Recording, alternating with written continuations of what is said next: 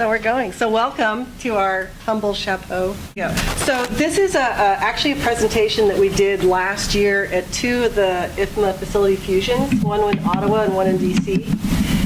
It got such rave reviews. I mean, I'm sure you've seen it on the front page of the paper. And so, Bill said, that was so awesome. Do it again. We said, sure, we'll do it again. So this is not just another collaboration seminar. And really this came out of, as we're pitching to clients and we're trying to differentiate and we're trying to tell them about what's going on in the world of design, it occurred to us that a lot of our companies, our clients, are tech companies. They're all asking for the same things that really accommodate sort of a broad spectrum of needs. So a few of the trends that we've been seeing, and you've been seeing them too, is flexibility. So that's one of the things of trying to design spaces that work. This is our approach to this, and I think one of the things that is good to do is obviously to pay attention to who your clients are and what their needs are, because, as I said, not all technology companies or all financial institutions or anybody else are built the same, just like the rest of us. And so when we go into a project, if it's a law firm, we don't go, oh, well, all law firms are alike, they need this, a library, storage.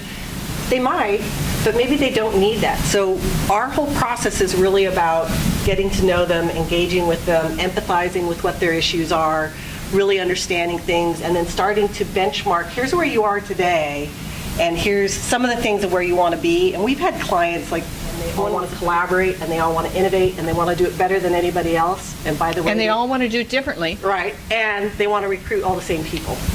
And so when we go through these, you're going to see they all came out completely differently. So that's the crux of the thing. So we're going to start with Twitter, which Nancy was the project director on. And we categorize this as being a very social ad hoc project. And it's the attitude and it's the design of the space is very social ad hoc. It's really easy, very casual to have a meeting almost anywhere on the fly. We also do engagement on what are the things that are working for you. I think, as any of us are engaging with our clients, it's something that's really important is you don't throw everything out when you're starting over.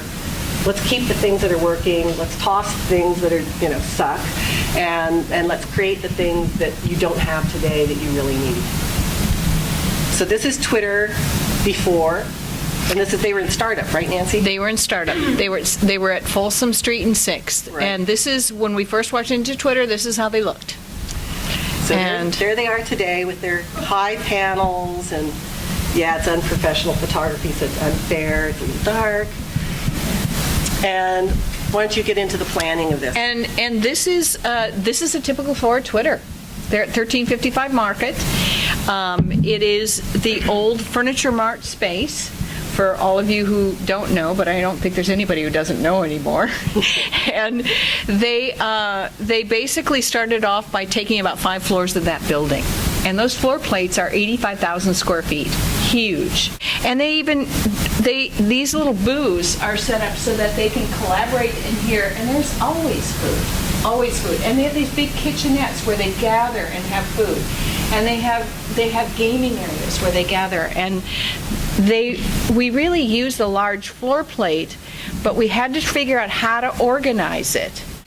We put destinations, again, for these little teeny teams. We put destinations like juice bars, there's an ice cream bar, there's a coffee bar. So, and then just a lot of really nice wall graphics. Again, you've got a lot of natural light going through the space. So these interior corridors and everything are very light filled because you've got all the glass.